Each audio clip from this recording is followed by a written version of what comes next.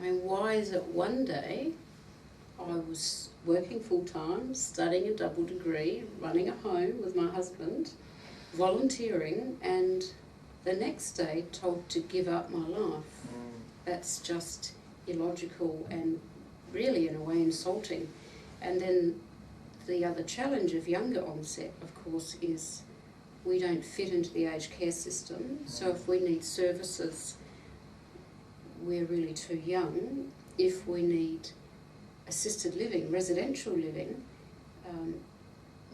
if we're over 50, we're too old for the disability sector, and if we're under 65, we're too young for the aged care sector. So there is nowhere else for us to go.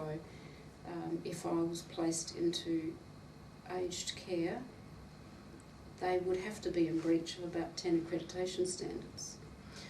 So, since you've had you had the diagnosis, how has it sort of played out? I mean, you've talked about, you've obviously resisted that whole notion of prescribed disengagement. Yeah. How's your life worked? I mean, I guess part of the thing is that what would be really good for people to get an insight into is, you said you cried every day, yeah? And that sort of, is that sadness, is that just what's happening, what's going to happen to me, how's this going to play out? I think there is such a sense of a loss of identity, a loss of who I am, and a fear of who I'm going to become. So I've got older parents, and my mother said that when she was told of the diagnosis, she felt an anger that she'd never felt with any other crisis in her life. The idea of placing your child into aged care would be very difficult. My children have had to take on the role of carer / helping with transport some of the time. It has impacted their ability to get on with their lives somewhat. Maybe not being there for birthdays, for 21st, for weddings, for grandchildren. Maybe looking in the mirror one day, not knowing who it is that's looking back at me. There's a lot of fear. There's a great sense of shame and humiliation attached to a diagnosis of dementia. I think that the experience for most people diagnosed is that our friendships drop right off. Most of our friends have kind of disappeared into the woodwork. They don't know how to deal with dementia. They're fearful of what's happening. There is definitely discrimination in society. I've been denied positions, voluntary positions within organisations or on boards, and the reason has been because they've been worried about my memory loss, for example. If I was sight impaired and they discussed my sight impairment as being an impediment to a position, that would be breaking the law. So what you're saying, even though you rejected the notion of prescribed disengagement, there's almost structural disengagement. There is, yeah. There are still conferences for professionals and people with dementia that don't have people with dementia as keynote speakers. You know, that would be like having a conference for the gay community without having gay people as keynote speakers. So even the people advocating for us, there's still that little tiny bit of we're over there. I guess the other thing about it is that in the end, though, dementia is life-limiting, and your life will be cut short, and you know that. Yeah. And we did meet at a meeting in South Australia where I was presenting around our work in dementia and palliation, where we were really presenting evidence which showed that many health professionals and an enormous proportion of family members don't understand that dementia is life-limiting. And you, there were some people in the audience who were sceptical about that and who were saying that was sort of a negative message. And I remember you standing up being quite adamant, was in a sense saying, hey, suck it up, that's what it is. Very important message. Yeah. And dementia is a terminal illness, whether it's 3 years, 5 years, 15 years. We have every right to be told straight up front. I still haven't been told by any of my medical practitioners that it's a terminal illness. It's only because of my own nursing background that I knew it was, and the Living with Memory Loss course that Alzheimer's Australia runs in every state office. They talk about it being a terminal illness. But if I had been diagnosed with cancer, I would have had a visit, the whole family would have had a visit from the palliative care nurse in my area, Central Adelaide, for example. We would have been offered counselling, the Cancer Council would have offered counselling. We would have been told to get our affairs in order and given that opportunity to come to terms with it.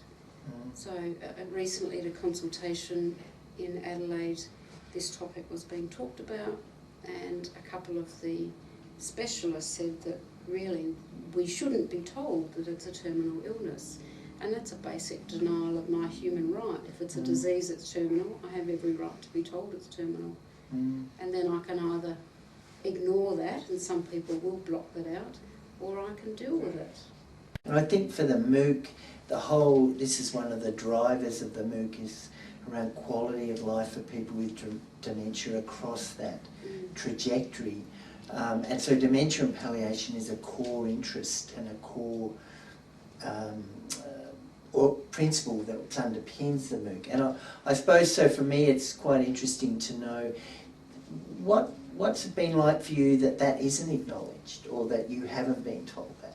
I mean, you've said it's a fundamental denial of your human rights. It's like a terminal illness without credentials. Yes. So my father-in-law died from Lewy body dementia 12 months ago, and he really needed palliative care at the end, and the aged care facility that he was in refused to get them in. I have a younger friend in residential high care who has vascular dementia, and through a system of pushing boundaries, we've now got him proper palliative care from one of the nearby public hospitals. End of life care. And they've spent time with him discussing his wishes before he lost capacity. So it's very important, particularly for dementia, because it's a disease where before we die, we're going to lose mental capacity. So if we don't discuss these things early on, we end up having family or strangers making decisions for our end of life, and that's not fair. So Kate, what do you think about the future? Well, I guess I'm a live every day as if it's my last kind of girl anyway. In some ways I see dementia as a gift, because partly because I've been diagnosed early and I've been able to look at straight up and down in the mirror. I haven't backed away from it, and so even though we have lost friends and our social circle has diminished, it's given me opportunities to make sure those relationships with people very close to me have been really well cemented, and I've got time to do the things I want to do. It's in some ways given me a new purpose. I'd really like to make, which is why I'm here, of course, talking to you, I really want to make sure that the care of people with dementia is improved. I would like to work on issues like human rights. We're being locked away in, the new name is the Secure Memory Unit. but really that's being locked in jail against our wishes. My father-in-law felt, even in low care, that he was locked in jail, and he said it every single day, why am I in jail? And so I'd like to work on that as well. I think it's important that people with dementia speak out, and for the first 2 or 3 years I was attending forums and workshops like the one where we met, listening to the experts tell me, who's really the expert, how it is for me and what I should be doing. And I don't want to enter the residential aged care and be made to play bingo, and if I'm not compliant then be given medication for being apathetic or and disruptive. That's a concern you have? Absolutely. And I have been involved and am still involved volunteering in other organisations, and I used to run support groups for people bereaved through suicide, and those types of support groups are fantastic for people because they see a newly bereaved person sees somebody who was bereaved 12 months ago is improving. A support group for dementia hasn't really worked for us because the people we met last year, the person with dementia may have deteriorated more quickly than me. So we find them just too confronting. We just find them really difficult to attend. So we don't find them supportive at all. So is that because that sort of is... Well, it's like seeing your own future. What would you say, what would be your last comments about, from your perspective as a person living with dementia? Oh gosh, my last comment. See us as the people we still are. We're still mothers, daughters, friends, volunteers, students. We're not people who wander or who are difficult or are forgetful. Don't think of us by the symptoms of the disease. Think of us as the people we still are. Okay. Yeah. Thanks, Kate. That's Thank wonderful. you. Good.